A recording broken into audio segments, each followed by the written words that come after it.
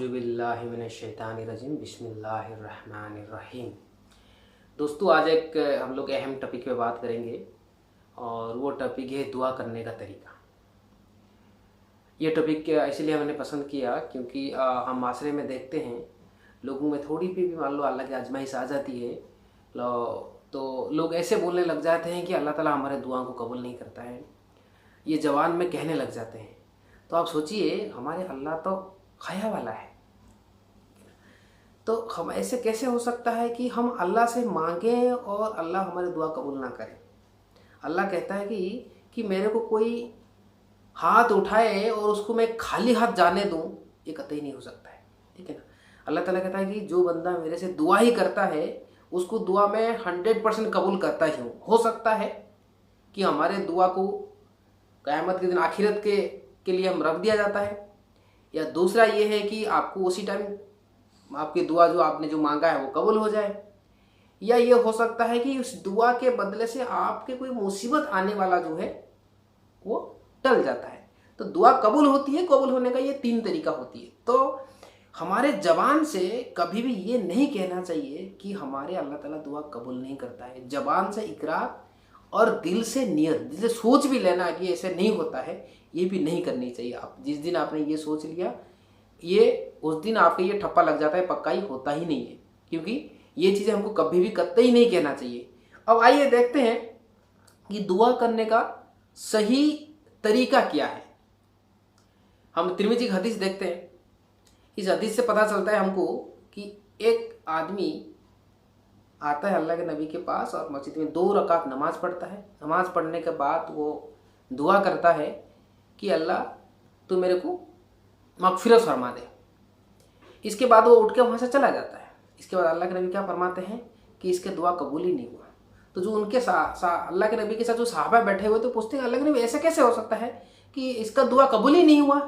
तो अल्लाह के नबी फरमाते हैं कि दुआ करने का एक तरीका है। दुआ करना चाहे तो दुआ में मेन ये चीज़ें होना चाहिए कि अल्लाह का पहले हम्द बयान करना चाहिए, कि अल्लाह के तारीफ़ें बयान करना चाहिए। इसमें आप हो सकता है सूरह फातिहा पढ़ सकते हैं, या कुरान की कोई सूरह पढ़ सकते हैं, या सूरह इखलास पढ़ सकते हैं। और दूसरा ये हो सकता है अल्लाह की जो अच्छे अच्छे नामों हैं वो नाम से लेकर अल्लाह को पुकारा जाए। जैसे कि मैं उदाहरण दूँ कि अल्लाह तो बड़ा गफूर है, रहीम है, और रहमान है, रहीम है। ठीक है ना। तो इस तरह से उसको नाम से पुकारा जाए। उसके बाद अल्लाह के नबी फरमाते हैं कि दुरूद भेजा जाए मेरे लिए। उसके बाद क्या करें, आपके जो मौजू है वो मौजू आपके अल्लाह के सामने बहुत शिद्दत के साथ, बहुत प्यार के साथ आप अल्लाह के सामने रखिए ना। तो कौन कहता है कि अल्लाह के आपके दुआ कबूल नहीं होता है। उसके बाद हम देखते हैं कुरान की तरीका देखते हैं कि कुरान ने अल्लाह ने किस तरह से फरमाया कि आप दुआ कैसे करना है।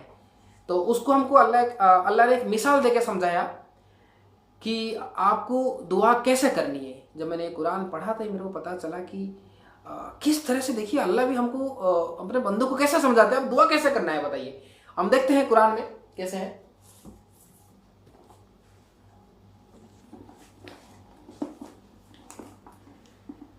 ये देखिए, ये सूरह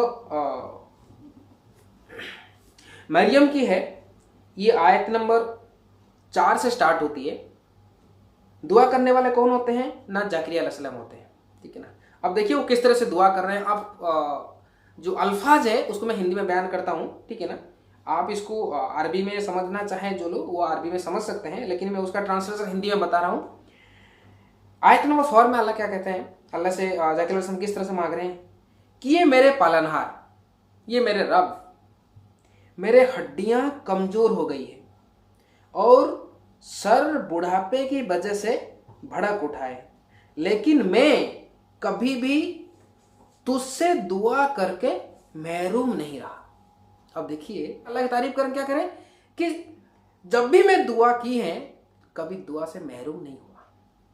दूसरा देखिए, नेक्स्ट आयत चलते हैं। मुझे अपने मरने के बाद अपने निकट संबंधों के बारे में डर है। ठीक है ना। वो क्या कह रहे कि वो कह रहे कि मैं मरने के बाद इस दुनिया से मैं चला जाऊंगा, मेरे को डर है कि मेरे जो रिलेटिव है, मेरे जो जानने वाले लोग हैं, जो मेरा रिश्तेदार है, इनमें से ऐसे कोई बंदा नहीं है जो तेरे राह पे काम करे, दावत वाला काम करे। वो कह रहे हैं ये चीज़ें। फिर आगे क्या कह रहे हैं कि मेरी पत्नी तो बांझ है, ठीक है ना। बस तू मुझे अपने पास से वारिस आता फरमा। वो कह रहे कि बस तू मुझे अपने पास से, अल्लाह से मांग रहे हैं। किससे मांग रहे हैं? ये मांग रहा भी अल्लाह से है, ठीक है ना। आजकल हम क्या करते हैं, इधर उधर उधर उधर चले जैसे किसी से मांगने लग जाते हैं, लेकिन मिसाल क्या दे रहे हैं? ये अल्लाह से मांग रहे हैं, जाके मिसाल देके कह रहे हैं बस तू मुझे अपने पास से वारिस अता फरमा, जो मेरा भी वारिस हो और याकूब के खानदान का भी जानशीन, और ये मेरे रब तू उसे अपना मकबूल बंदा बना ले। इसके बाद देखिए, ये दुआ करने के बाद अल्लाह ताला कुरान में किस तरह से बयान किए हैं। इसके बाद अल्लाह ताला की रिप्लाई आते हैं। रिप्लाई के साथ ये, ए जकरिया, हम तुम्हें एक बच्चे की शुभ सूचना देते हैं जिसका नाम यहिया है। हमने इससे पूर्व उसका हमनाम भी किसी को नहीं किया। मतलब हमने जो जब ये दुआ की, दुआ करने के बाद अल्लाह ताला उसका रिप्लाई में देते हैं कि ठीक है, हम आपकी दुआ कबूल कर लिए, और एक लड़का का भी उनको खुशखबरी देते हैं। उसके बाद उसका नाम भी बताते हैं कि इस नाम के आगे कोई ऐसे हमनाम नहीं है। तो यहाँ से हमने क्या सीखे? यहाँ से हमने ये कुरान से और हदीस से हमको दलील ये मिलती है कि दुआ करने का यही तरीका है जो अल्लाह ने और अल्लाह के नबी ने कुरान और हदीस के ज़रिए से बता दिया। तो हमेशा हम भी जब भी दुआ करें यही तरीका अपनाएं, इस तरीका से छोड़ के कोई भी तरीका ना अपनाएं, ठीक है ना। और हमको कभी कभी लगता है कि जब इंसान परेशानी में आती है तो उसको लगता है कि मेरा दुआ कबूल नहीं हो रहा है, लेकिन मेरे रब, मेरे अल्लाह को पता है जे मेरे को किस टाइम किस वक्त क्या ज़रूरी है, वो उसके आधार पर देता है।